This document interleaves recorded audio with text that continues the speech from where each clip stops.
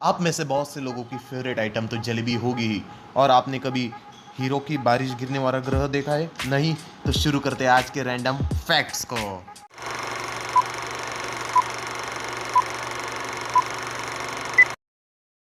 Fact number 5। हाँ, होती है सांपों की खेती।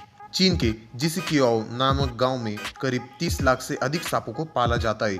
पूरी दुनिया में इसे स्नेक फार्मिंग के नाम से भी जाना जाता है। स्नेक फार्मिंग ही इस गांव में रहने वाले की कमाई का एक जरिया है। मीडिया रिपोर्ट के मुताबिक इस गांव की कुल आबादी करीब 1000 लोगों की है। इस गांव में पाले जाने वाले सांपों में किंग कोबरा, अजगर और जहरीले वाइपर सांप के साथ कई जहरीले सांप को पाला जाता है। इस गांव को पहले मुख्य रूप से होंगजो पर्वत और चाय, जूटा तथा कपास के उत्पन्न के लिए जाना जाता था, लेकिन अब इसकी पहचान स्नेक फार्मिंग है। इस गांव में स्नेक फार्मिंग की शुरुआत गांव के एक किसान ने यांग लोंग चैन ने की थी। इनके मुताबिक युवा अवस्था में बीमार पड़ने पर खुद के इलाज के लिए उन्होंने एक जंगली सांप पकड़ा था और कारोबार की शुरुआत की थी। सांपों से जब उनकी आमदनी बढ़ने लगी तो गांव के दूसरे किसानों ने भी तरीका अपनाया। इस गांव में करीब 100 से अधिक स्नेक फार्मर है, जहां सांपों को लकड़ी और शीशे के छोटे छोटे बॉक्स में रखा जाता है। इन सांपों को एक जगह से दूसरी जगह लेने के लिए प्लास्टिक की थैली का उपयोग किया जाता है। यहाँ के लोग सांपों के अंगों को बाजार में बेचकर अच्छे खासे पैसे कमा लेते हैं। सांपों के वयस्कर होने के बाद इनका जहर निकाला जाता है, जिसकी बाजार में अच्छी खासी कीमत मिलती है। जिसके बाद सांपों को बूचड़खाने ले जाकर उनके अंग बेच दिए जाते हैं। बता दें कि चीन में सांप के मीट को बड़े ही चाव से खाया जाता है। चीन में ऐसा माना जाता है कि सांप से बना सूप इम्यून सिस्टम के लिए बहुत लाभदायी होता है। Fact number 4। रंग बदलने वाला पहाड़। ऑस्ट्रेलिया की एक पहाड़ी अपना रंग बदलती रहती है, जिसकी वजह से इस पहाड़ी को यूनेस्को ने विश्व की धरोहर में शामिल कर रखा है। पहाड़ी का नाम उलूर पहाड़ी है, जो उत्तर ऑस्ट्रेलिया में है। पहाड़ी ऑस्ट्रेलिया के उत्तरी इलाके में है, जिसे आयर्स रॉक भी कहा जाता है। ये पहाड़ी हर रोज सुबह से लेकर शाम तक अपना रंग बदलती है। ये पहाड़ी हर मौसम में उसका रंग बदलता है। पहाड़ी दुनिया भर के लोगों के बीच एक आश्चर्य की तरह है। दरअसल इसके पत्थर की संरचना विशेष तरह की है। सूर्य से आने वाली किरणों के दिन भर बदलते कोण और मौसम में बदलाव पर इसके रंग बदलते रहते हैं। ये पहाड़ी बुलाव पत्थर यानी सैंडस्टोन से बनी है, जिसे कॉन्ग्लोमेरेट भी कहा जाता है। ये अंडाकारी पहाड़ी 335 मीटर ऊंची है और इसकी गोलाई 7 किलोमीटर है, जबकि चौड़ाई 2.4 किलोमीटर है। सामान्य तौर पर इस चट्टान का रंग लाल रहता है। इसके रंगों में चमत्कारी बदलाव सुबह सूरज के निकलने से समय और शाम के सूर्यास्त के समय तक होते हैं। जब सुबह सुबह सूरज किरणें इस पहाड़ी पर पड़ती है तो ऐसा लगता है कि मानो पहाड़ी पर आग लग गई है और इसमें से बैंगनी और गहरे लाल रंग की लपटें भी निकलती है। Fact number 3। हाँ, है पत्थरों की नदी। प्रकृति को समझना बहुत ही मुश्किल है। आपने अब तक पानी से बहने वाली नदी के बारे में देखा और सुना ही होगा। इस दुनिया में ऐसी नदी भी है जिससे पानी नहीं, पत्थर ही पत्थर है।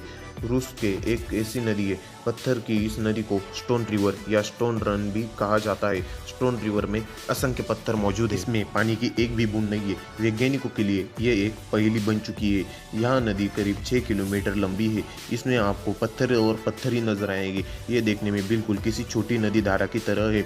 20 मीटर छोटी धाराओं से लेकर कई यह नदी 200 से 700 मीटर की बड़ी धाराओं में रूप भी ले लेती है। इसमें करीब 10 टन तक वजनी पत्थर है, जो 4 से 6 इंच तक जमीन में धसे हुए हैं। इस अजीबोगरीब नदी को दोनों तरफ पेड़ ही पेड़ है।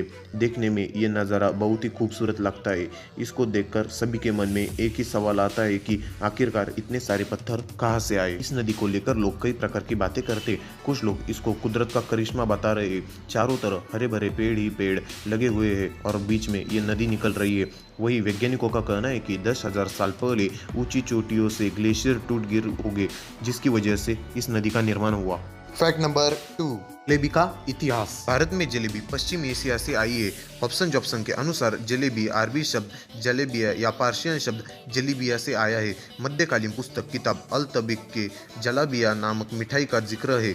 यह ईरान में जलाबिया या जुलीबिया नाम से जानी जाती है। इतिहास के पन्ने पलट के देखें तो 10वीं शताब्दी में अरब के पुस्तकों में जुलूबिया की बनाने की रेसिपी थी। इसके साथ भोजन कुतूहल नामक किताब और संस्कृत पुस्तक गुण्य गुणों बोधिनी में जलेबी के बारे में लिखा गया है।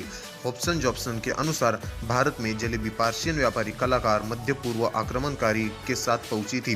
15वीं शताब्दी तक जलेबी हर त्योहार में इस्तेमाल होने वाला एक व्यंजन बन चुकी थी, यहाँ तक कि यह मंदिर में बतौर प्रसाद का काम भी करने लगी थी। उत्तर भारत में यह जलेबी नाम से जानी जाती है, जबकि दक्षिण भारत में यह जिलेबी नाम से जानी जाती है, जबकि यही नाम बंगाल में जिलपी हो जाता है। गुजरात में दशहरा और अन्य त्योहार पर जलेबी को फाफड़े के साथ खाने का भी चलन है।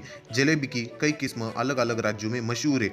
इंदौर के रात के बाजार में बड़े जलेबी, पश्चिम में चनार जिलपी, मध्य प्रदेश की मावा जलेबी या हैदराबाद का खोवा जलेबी, आंध्र प्रदेश की इमरती या जहांगीरी जिसका नाम जहांगीर के नाम पर रखा गया है। इंदौर शहर में 300 ग्राम वजनी जलेबी मिलती है। जलेबी के मिश्रण में कद्दूकस किया पनीर डालकर पनीर जलेबी बनती है, जबकि चनार जिल्फी दूध और मावे मिलाकर जलेबी में मिश्रण डालकर मावा जलेबी तैयार की जाती है। Fact number 1।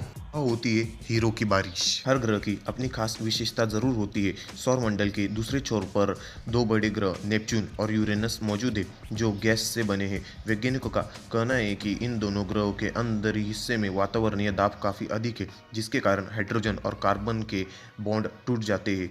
इसी वजह से यह हीरो की बारिश होती है।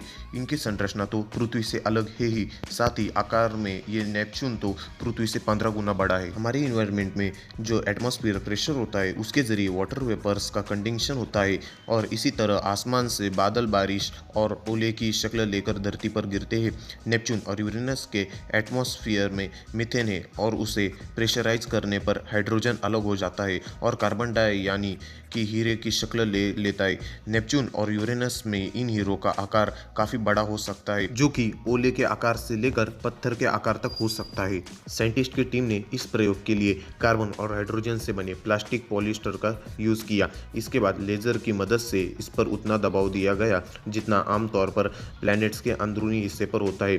इसके लिए उन्होंने लैब में 9000 डिग्री फ़ारेनहाइट टेम्परेचर और 150 गीगा पास दबाव वाला एक क्षेत्र बनाया, जिसने मीथेन को पास किया गया। ये पाया गया कि कार्बन और हाइड्रोजन के बीच बॉन्ड टूट गए और कार्बन के आइटम नैनो डायमंड में बदल गए। हालांकि लैब में ये डायमंड काफ़ी नैनोमीटर में थे, लेकिन इन्होंने ये प्लैनेट का एनवायरनमेंट अपने लैब में क्रिएट करके एक बड़ी उपलब्धि हासिल कर ली थी, और ये भी साबित करने में सफल हो गए थे कि इन दोनों प्लैनेट पर केवल हिलों का फॉर्मेशन ही नहीं होता, बल्कि बाकायदा बारिश भी हो रही है।